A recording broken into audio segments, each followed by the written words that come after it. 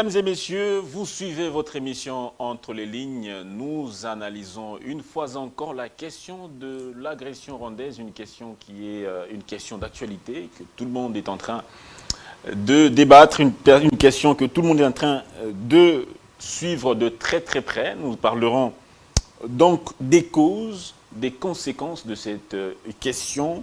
On va parler également des sanctions politiques de cette question d'insécurité dans l'Est de la RDC, des sanctions économiques, quelles sont les sanctions économiques liées à cette insécurité, et aussi les sanctions sociales et juridiques. Enfin, on parlera de la réaction du gouvernement. Quelle est la réaction du gouvernement? Est-ce que cette réaction est-elle appropriée? Et puis, les pistes de solutions à apporter à ce problème. Nous recevons cette fois-ci M. Fumutoto Basanga, qui est président de la Troisième Voie, et donc un parti politique membre de la plateforme FPAU.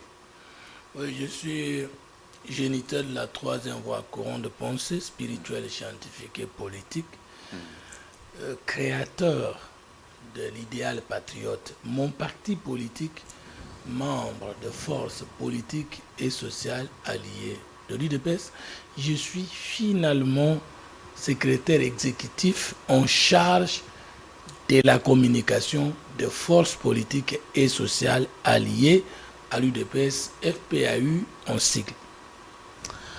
Merci beaucoup, M. Fumutoto Basanga. On va aller rapidement à la question qui nous lie cet après-midi. C'est la question de l'insécurité dans la partie est de la RDC. On va aller rapidement, on va aller méthodiquement. Selon vous, quelles sont les causes de cette insécurité dans l'est du pays? La première cause est très lointaine. Elle remonte de comment nous sommes devenus un État. Il y a plusieurs façons et plusieurs moyens ou modes de devenir un État. Les États-Unis d'Amérique sont créés à partir des hommes d'affaires. Ils voulaient avoir un État au sens de la protection de leurs affaires. Il y a Israël qui est une nation depuis longtemps et qui a cessé d'être un État et qui veut devenir un État. C'est-à-dire, il y a déjà le caractère commun, il y a déjà la culture sociale, il y a la culture spirituelle, il y a la culture politique. Mais ils veulent maintenant avoir un service commun reconnu à travers le monde qu'on appelle État. Il y a plutôt la question du Soudan du Nord et du Sud, où il y a des guerres religieuses et qui veulent éclater un État à plusieurs États. Et il y a tentative au Congo où nous ne savons pas qu'est-ce que le Rwanda veut du Congo. Là, vous êtes dans les causes lointaines. Dans les causes lointaines. Est-ce que c'est annexer une partie du Congo à son territoire? Est-ce que c'est créer un troisième État entre le Rwanda ou le Congo, ou c'est intégrer le Congo au Rwanda? Les causes sont là, et le plus récent, c'est comment Mobutu était-il arrivé au pouvoir? Et qu'est-ce qui a justifié le fait qu'il paraîtrait que son premier directeur de cabinet était rwandais?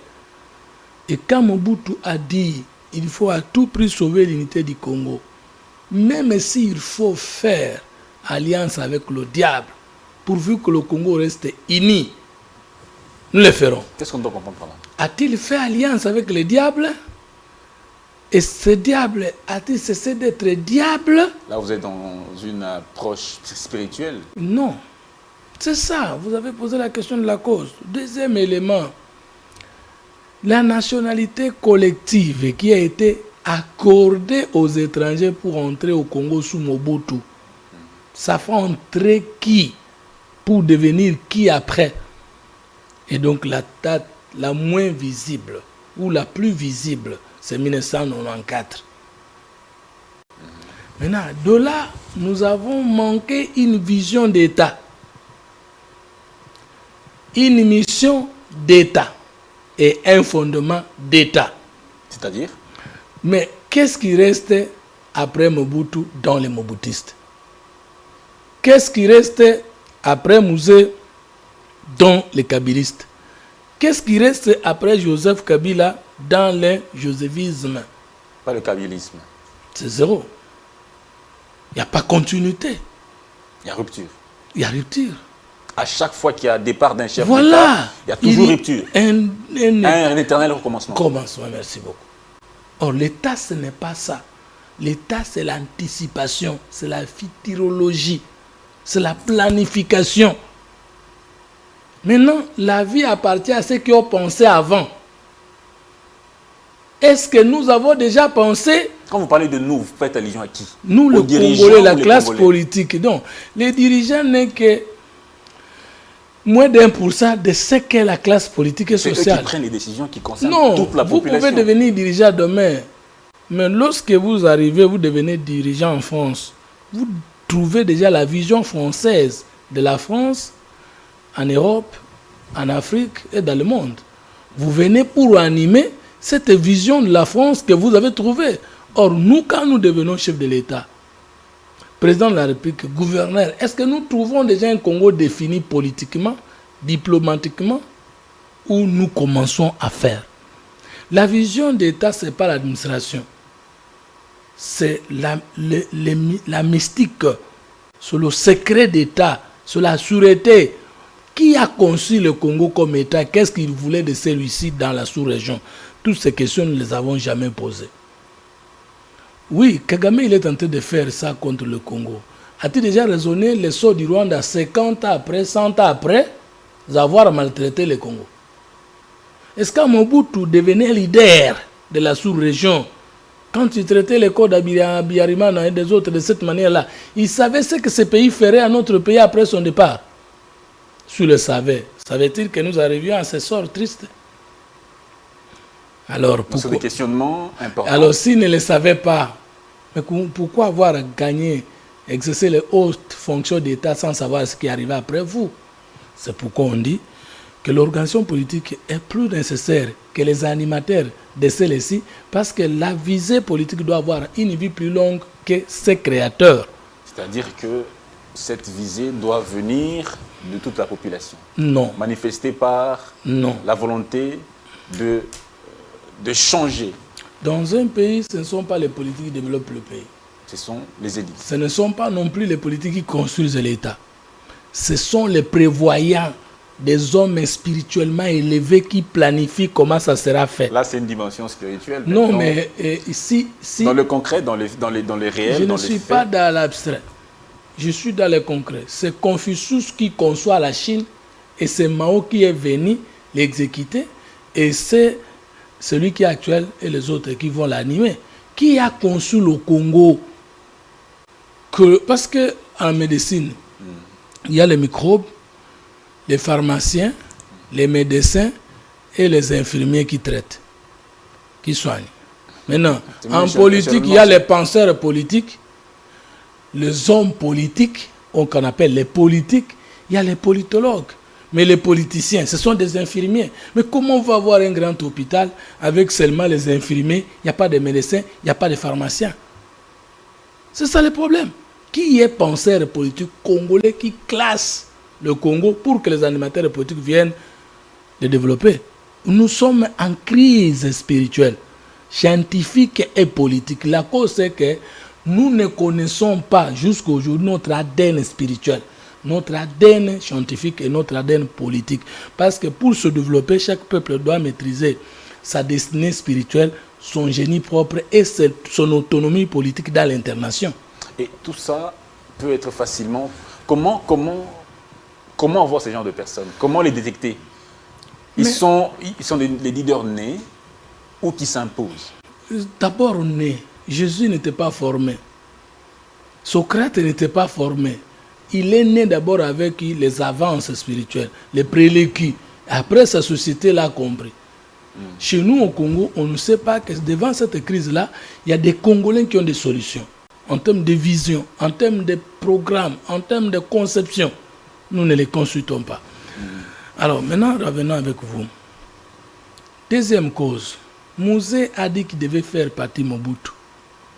Mais avec qui il devait le faire? Il l'a fait déjà. A-t-il calculé les conséquences de l'après le départ de Mobutu avec les moyens qu'il a utilisés? Lui-même finalement dira, d'abord Mobutu. Son dernier discours à la nation, il dit ceci, à partir de Kigabwa.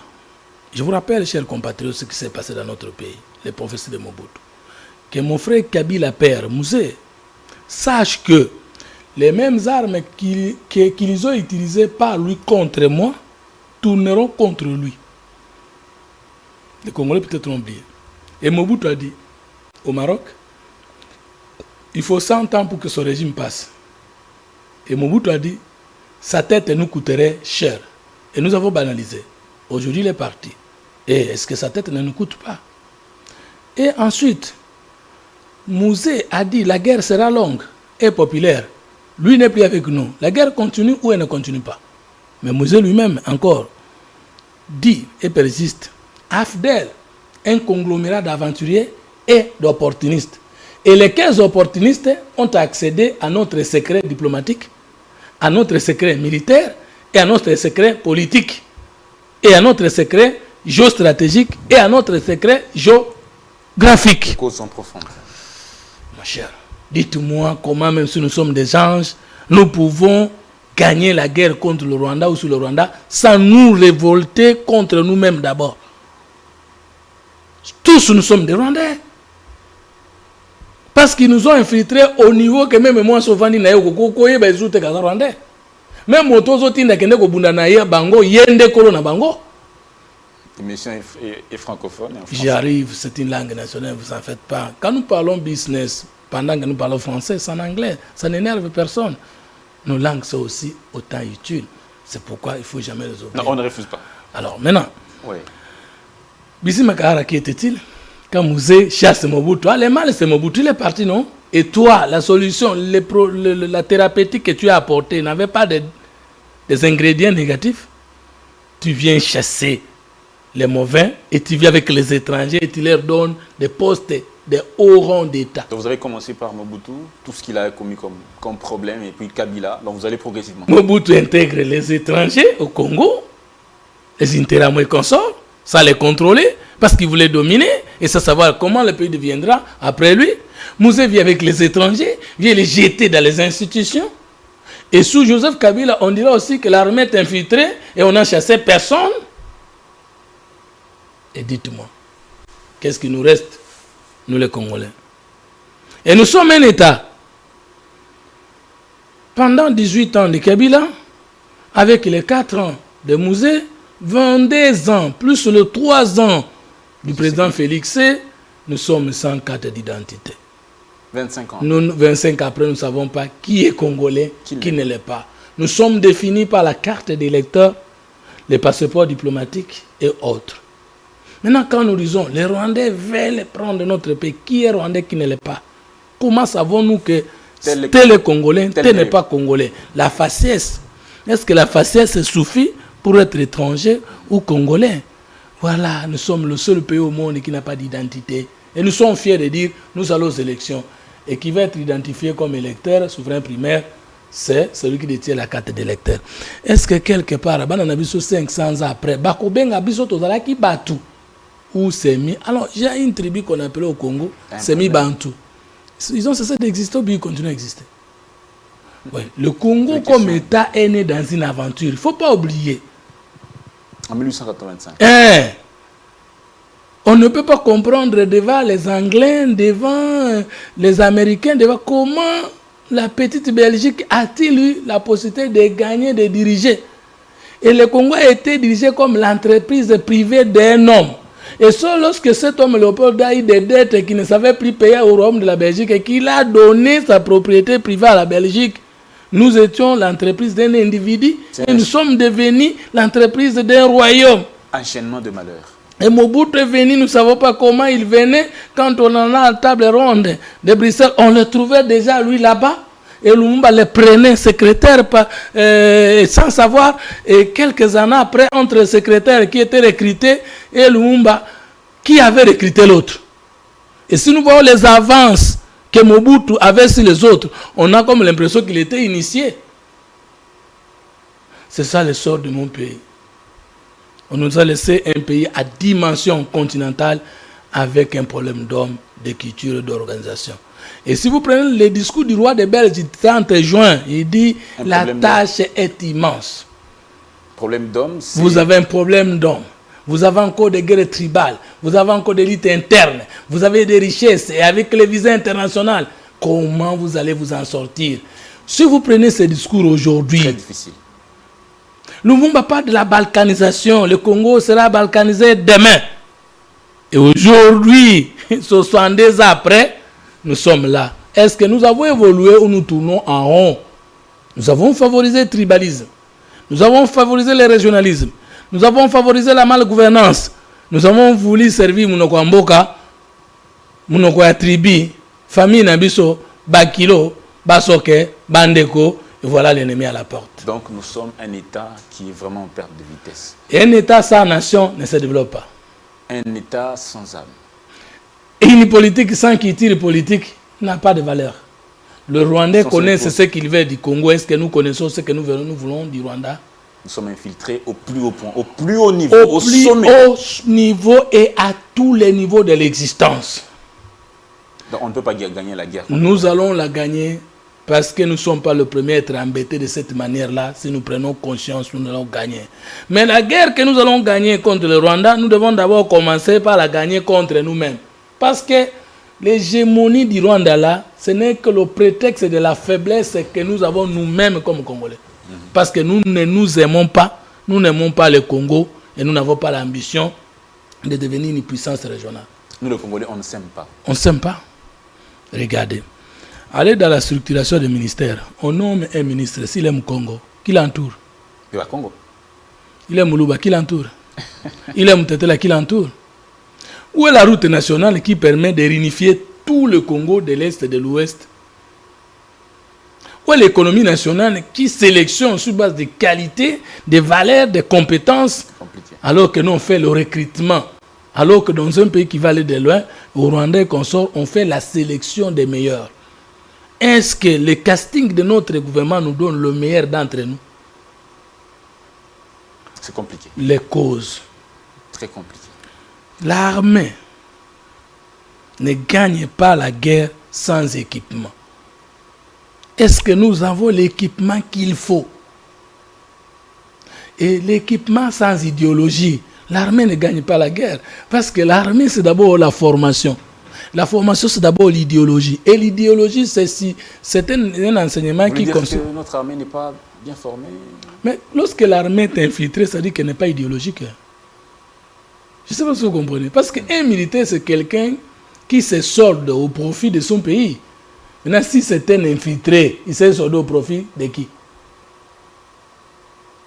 Ce qui va bien dire, soldat du peuple, ça veut dire celui qui dit que le Congo gagne avec ou sans moi. Qui ne peut pas trahir le Congo. Maintenant, celui que vous croyez qui ne va pas trahir le Congo, c'est celui-là qui était venu pour tuer le Congo. Et vous l'équipez pour protéger le Congo, alors que lui, il est venu saboter le Congo. Quel est notre sort? C'est ça l'infiltration. Vous donnez... En d'autres termes... Parce que l'armée, c'est trois choses. C'est l'idéologie, l'équipement et le commandement. Le commandement politique. Le commandement politique. Maintenant, ce commandement politique passe par les responsables militaires, policiers et les services de renseignement. Si le président de la République, comme commandant suprême, commande bien, le général numéro 1 commande bien, lorsqu'on veut répercuter le commandement et les consignes, il trouve que dans une région militaire telle, c'est un étranger qui est venu nous épier notre liberté là.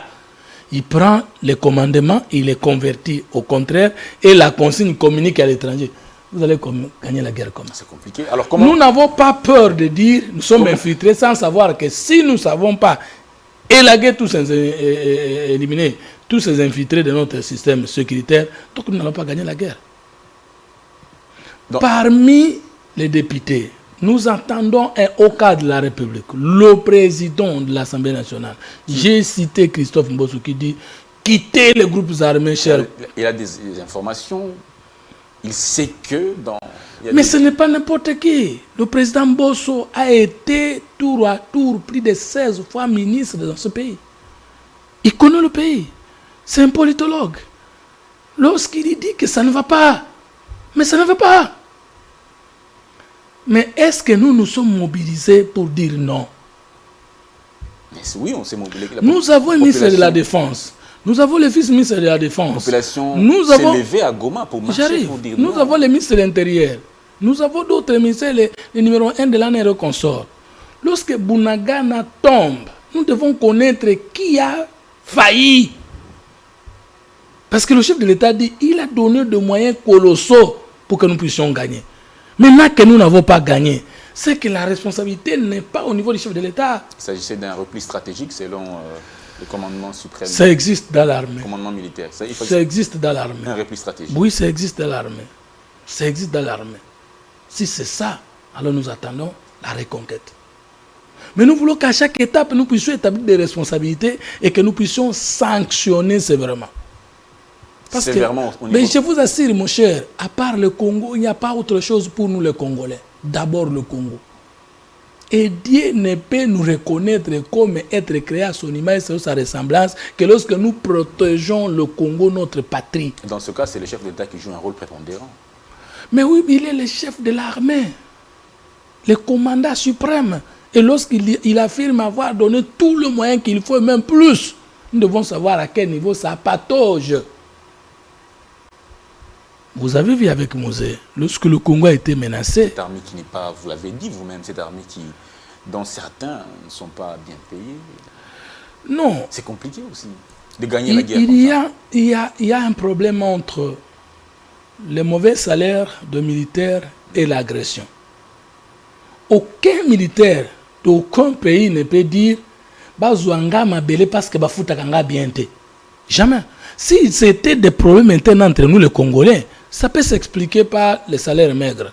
Et d'ailleurs, le président n'a pu qu'améliorer, pas comme il faut, mais davantage la condition salariale des militaires. Ils ne sont plus payés au montant qu'ils avaient il y a de 30%. Voilà, c'est déjà des efforts. Mais est-ce que je peux justifier que natika ki batuba kota nanda kodanga babo mabana nanga pour moi c'est nanga pesanga biloko akoliate. Moi, même sans salaire, pour le Congo, même si on a que le gouvernement n'a aucun gouvernement. Parce que je ne sais pas si on m'a ravi le Congo. Moi, je deviens qui? Parce que mon nom, c'est Mfomototo. Maintenant, si je n'ai plus de terre, je deviens qui? Moi, le chef de terre. Et ma terre, c'est le Congo. C'est ça le problème, chers compatriotes. Donc, la cause, elle est profonde parce que nous avons été infiltrés. La cause, elle est profonde parce que nous n'avons pas créé une armée à la taille de notre dimension continentale. La cause est profonde parce que nous n'avons pas encore bien fait fonctionner l'administration de l'État. 18 ans, notre administration est faible. 18 ans après, Kabila a quand même essayé de faire quelque chose. Kabila a travaillé. Parce qu'il a mené l'alignement de notre armée à la 8e place en Afrique, je pense. Il a travaillé. Mais c'est peu par rapport à la taille du pays. Parce que Kabila a laissé les frontières poreuses. Kabila a laissé les mouvements rebelles présent. Kabila a laissé les Dadef, les Mbororo au pays. On ne peut pas lui dire coup de chapeau. Parce que si Kabila avait bien fait le travail, je vous donne un exemple. Le boulevard Lumumba, Kabila l'a agrandi. Les ponts Djili, Kabila l'a agrandi. La Constitution de la République, Kabila nous l'a donné. Est-ce que le président Tshisekedi a commencé par là? Parce que la continuité de l'État fait que les performances de Tshisekedi aujourd'hui tirent aussi des avancées significatives de la gestion de Kabila. Pas dire que Kabila était un personne qui a totalement très mal travaillé. Kabila n'est ni le diable ni Dieu. C'est un homme qui a donné de quoi il était capable et qui a démontré ses faiblesses. Nous sommes venus perfectionner les performances de Kabila et combattre les limites de Kabila.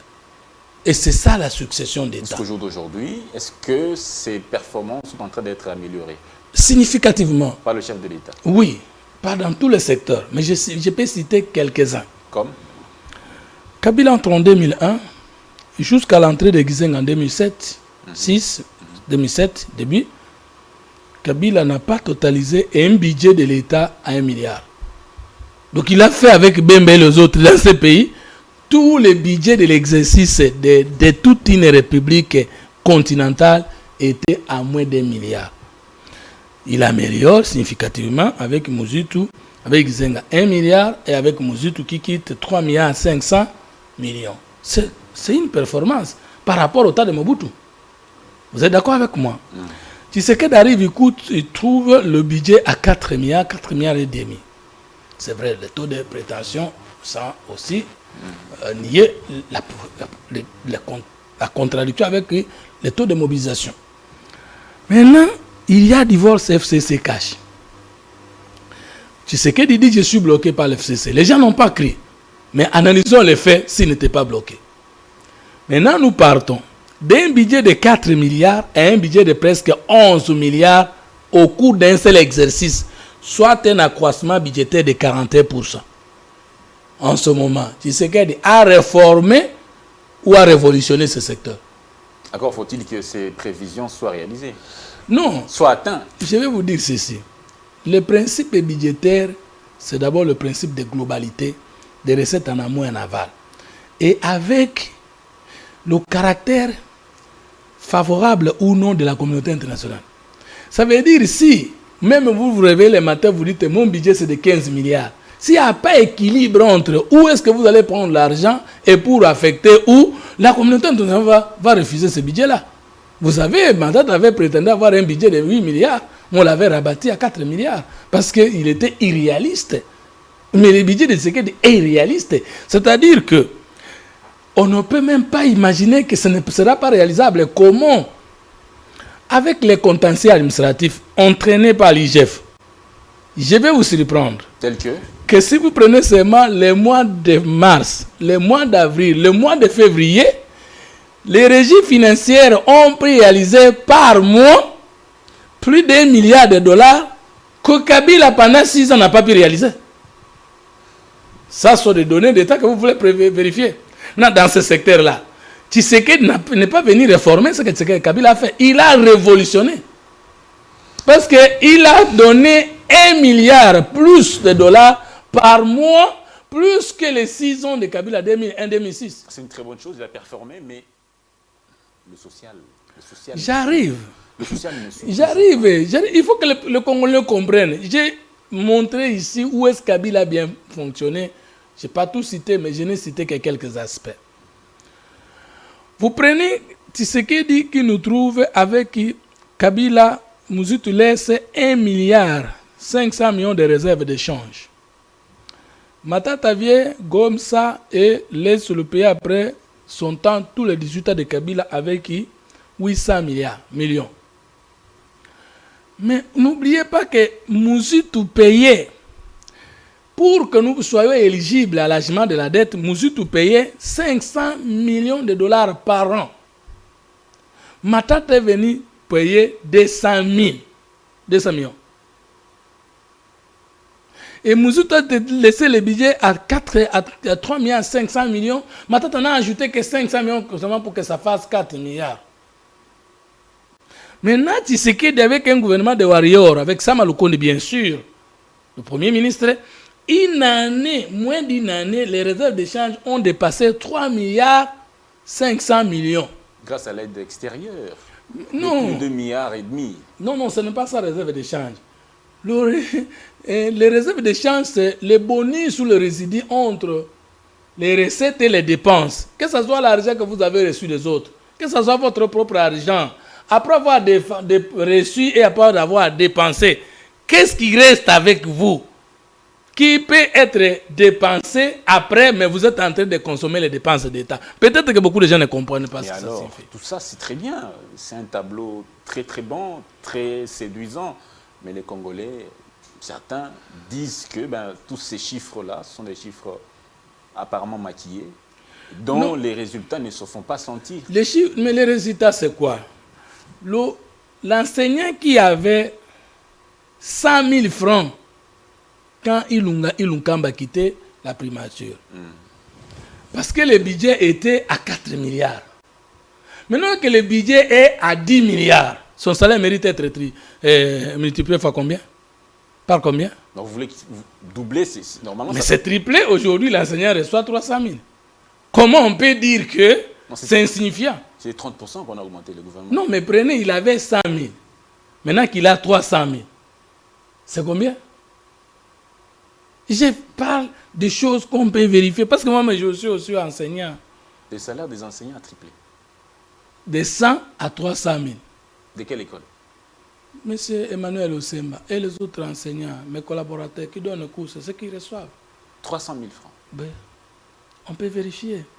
Les passeports, quand le budget était à 4 milliards, étaient à 290. Maintenant qu'il est à 90, même si avec les demandes, ça peut arriver à 130. Ok. Comment on dit que ça ne se sent pas? Il y avait des Congolais qu'on appelait NP. NU. Non. NP. Non payés. Non payé, ok. NI, c'est une nouvelle unité. Tous ces gens-là sont aujourd'hui payés. Les NP, c'était plus de 84 000 Congolais qui travaillaient chaque jour. Ces chiffres-là, vous les avez d'où? Mais ce sont des chiffres d'État, on peut vérifier dans le ministère de l'EPSP. Vous n'inventez rien. Tu vois, on ne peut pas être un politologue sans maîtriser les chiffres. Parce que les statistiques font partie des coûts d'option d'un politologue. Les finances publiques font partie. Alors, souvent quand je parle de chiffres, les gens pensent que j'invente. Je n'invente pas. Les sciences po sont déjà mathématisées. Si vous ne maîtrisez pas la mathématique, les statistiques, les finances publiques, le management, ne faites pas les sciences politiques. C'est une science charnière entre les sciences exactes et les sciences sociales, comme l'économie. C'est que beaucoup de gens ne connaissent pas. Politique, on n'est pas toujours avec les chiffres. Si je vous entends parler, Tshisekedi a vraiment réussi son mandat avec brio. Non, pas si je avec vous brio, entends. avec brio, parce que Non. ces chiffres-là sont très réluisants. Nous sommes dans un secteur ou deux secteurs de performance de Tshisekedi. Je vous prends l'état de droit. Avant l'arrivée de Tshisekedi, les questions de l'ANER au rendez-vous, les libertés d'opinion publique, beaucoup de leaders d'opinion, des leaders publics, politiques et de la société civile, ceux-ci en prison, les autres en exil. Aujourd'hui, sous la gouvernance de Tshisekedi, combien de leaders politiques et sociaux d'opinion en prison?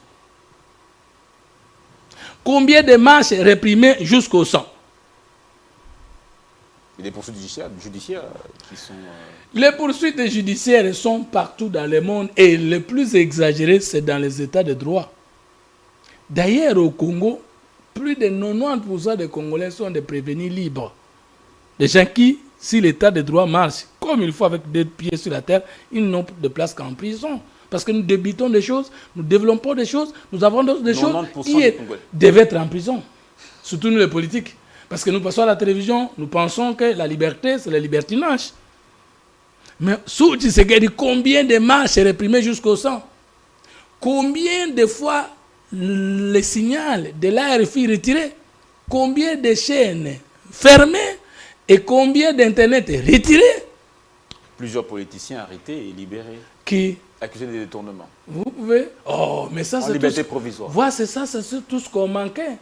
Le président Kabila en 2010, quand il proclamait l'année sociale, il avait parlé de 5 mots qui rongent le pays.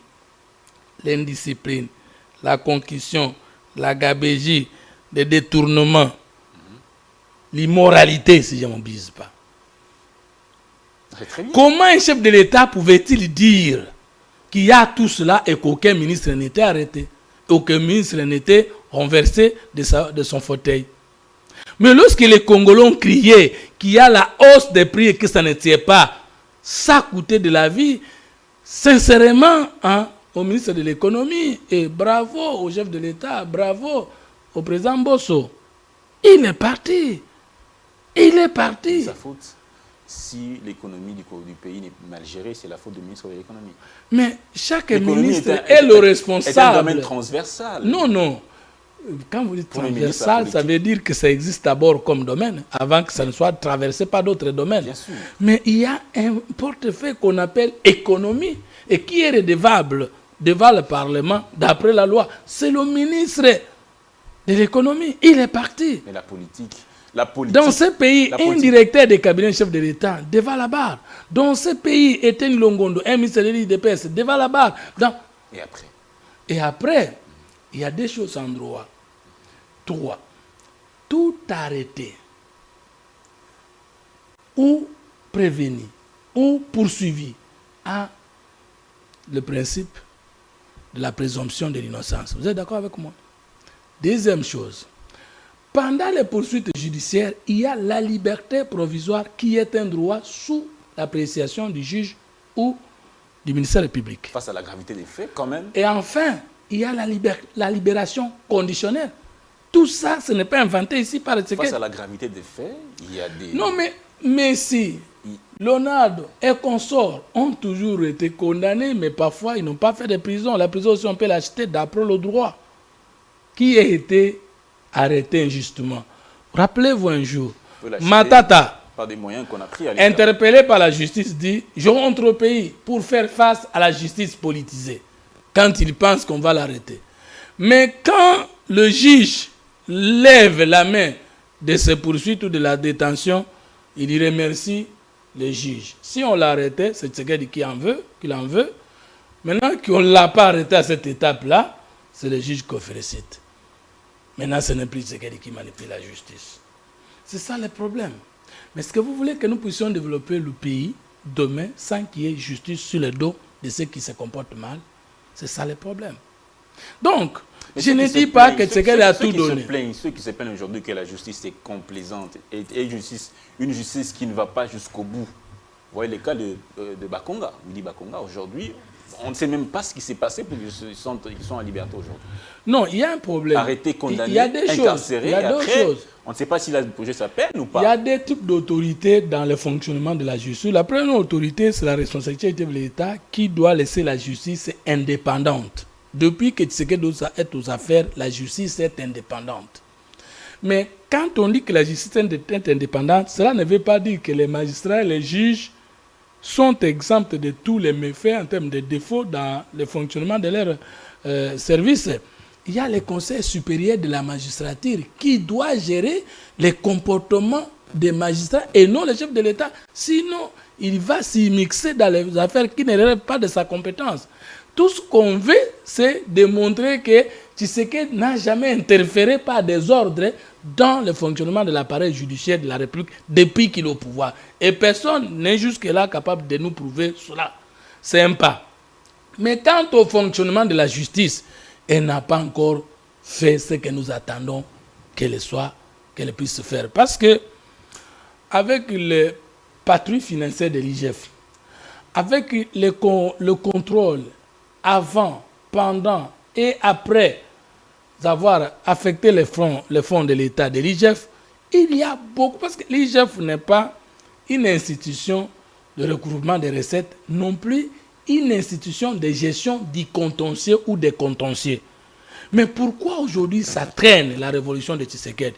Mais parce que la justice au niveau inférieur des magistrats, du ministère public, des cours et tribunaux ne fonctionne pas. Nous ne pouvons pas avoir honte ou peur de dire ça. Parce que l'IGF a un grand travail, mais qui n'est pas suivi par des décisions judiciaires.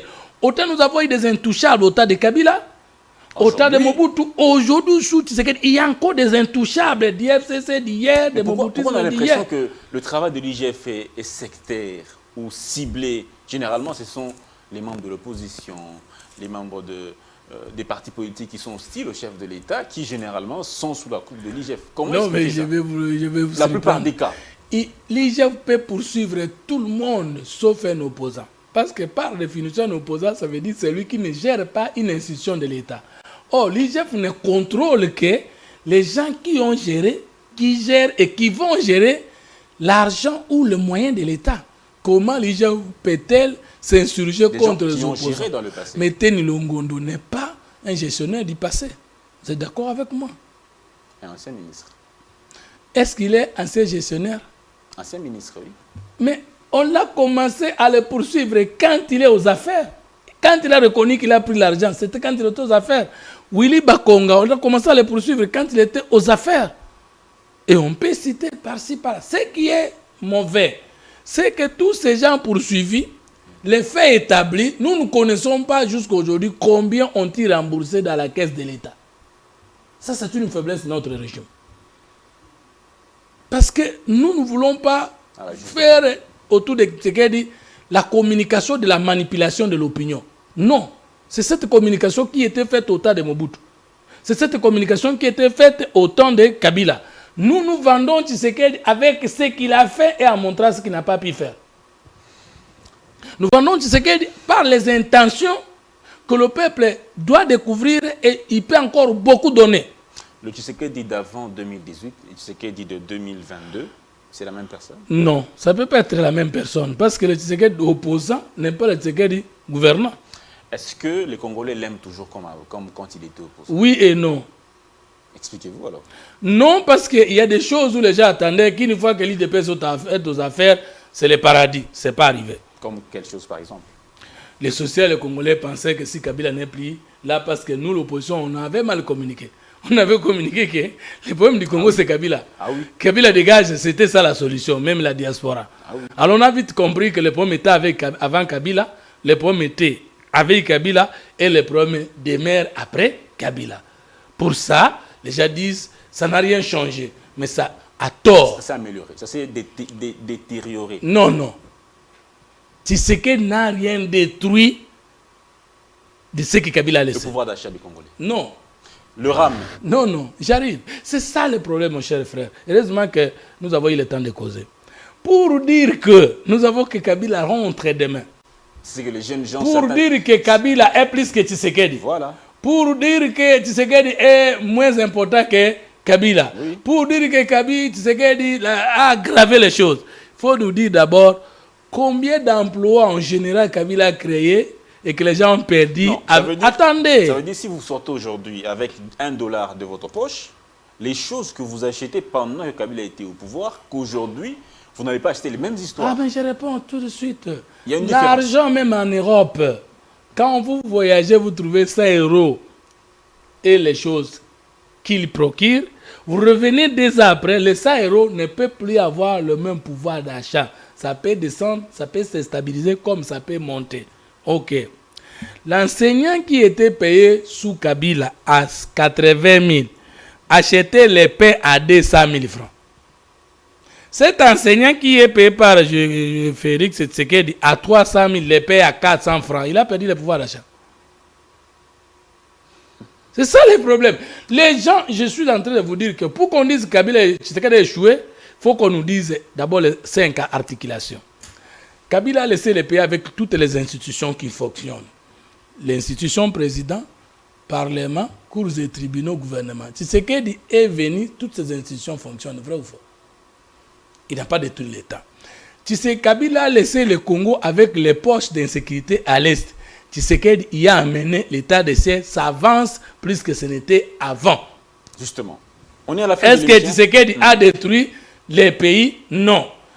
Tshisekedi a trouvé le Congolais avec la conscience, le vouloir vivre ensemble. Est-ce qu'aujourd'hui, quand au temps de Kabila, quand le pays était attaqué, les gens impliquaient Kabila et le régime. Mais aujourd'hui, quand le pays est attaqué, vous voyez, tout le monde, opposition, pouvoir, vous pouvez prendre Adolphe Mouzitu qui a proposé des choses.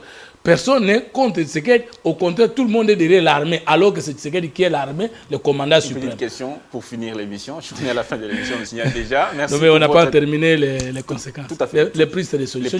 Justement, juste par rapport aux prises de solutions. Il faut 5 fronts. Le premier front, déjà avec le chef de l'État, c'est le front militaire. Il faut le feu de l'État de siège ou pas sur terrain.